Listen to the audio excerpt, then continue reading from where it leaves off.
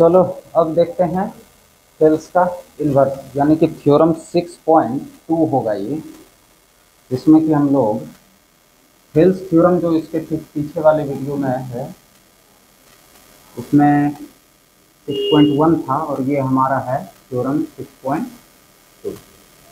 Theorem 6.2 जो Thales का inverse है यानी बेसिक प्रोपोर्शन थ्योरम का इन्वर्स है।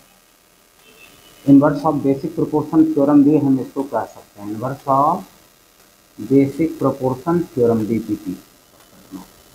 क्या है ये, उसका ठीक उल्टा देखते हैं हम लोग। किसी ट्रायंगल के बीच में एक लाइन खींचा गया है, किसी ट्रायंगल के बीच में एक लाइन खींचा गया है जो इस दोनों साइड को इक्वल रेशियो में डिवाइड कर रहा है, इक्वल रेशियो में डिवाइड कर रहा है। यहाँ गिवन है हमारे पास AD by DB equal to AE by EC, ये गिवन है।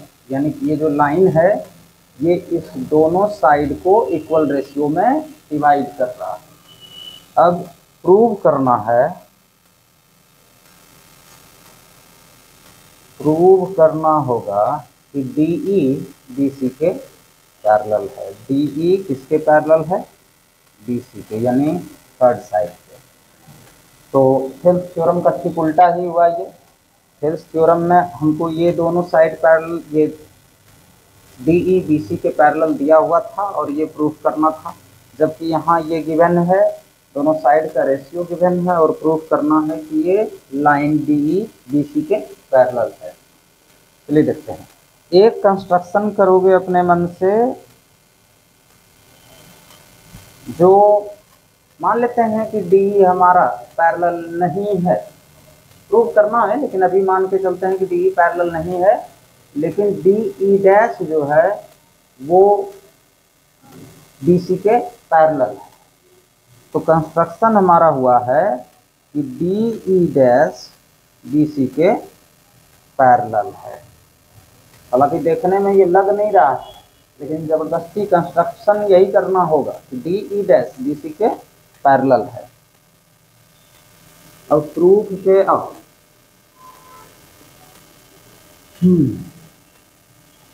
हम लोग कंस्ट्रक्शन क्या किए हैं कि DE डैश BC के पैरेलल है, यही ना, DE डैश BC के पैरेलल है।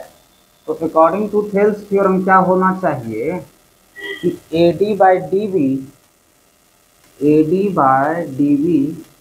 Equal to AE dash by E dash C, AE dash by E dash C, यही होगा। थेल्स थ्योरम में हम लोग पढ़े हैं कि अगर कोई लाइन किसी लाइन के पैरेलल है तो वो अगर टू साइड को इक्वल रेशियो में डिवाइड करता है तो AD by DB equal to AE dash by E dash C हो जाएगा, क्योंकि ये लाइन इसके पैरेलल है।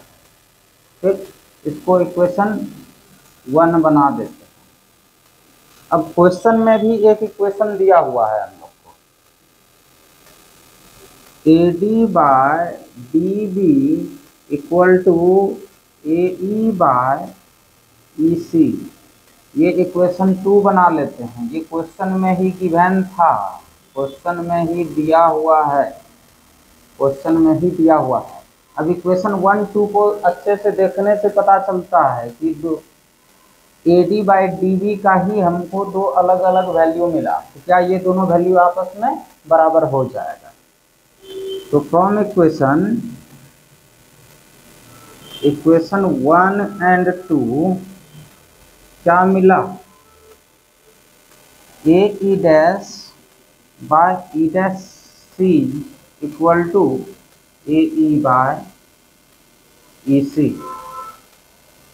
यही ना, क्योंकि इसका भी AD बाई DB, इसका भी AD बाई DB, यानी दोनों आपस में क्या बराबर, दोनों का सेम वैल्यू है तो दोनों आपस में क्या होगा, बराबर हो जाएगा।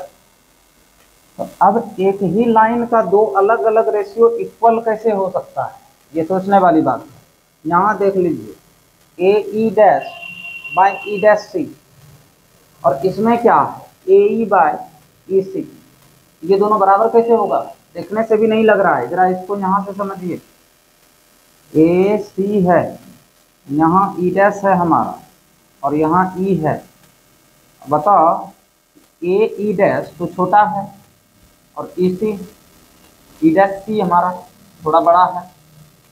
समझना जरा, ए ई डैश ए ई के बराबर है, ए ई डैश ए ई के बराबर नहीं है, ए ई डैश ए ई के बराबर नहीं है, बल्कि ए ई डैश छोटा है।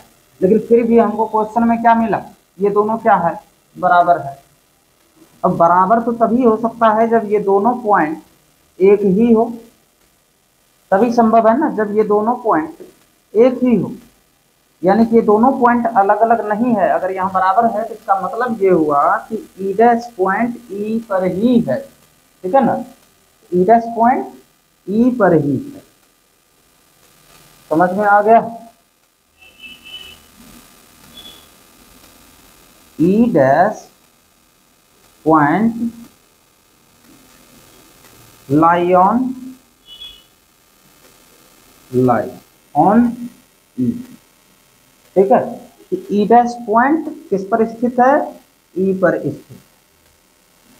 अब चूंकि कंस्ट्रक्शन हम लोग किए हैं D E dash parallel to B C, और ई डैश को बदल के हम लोग ई भी लिख सकते हैं, क्योंकि ई डैश पॉइंट ई पर ही है, तो ई डैश को ई भी लिख सकते हैं, डी ई पैरेलल बी सी।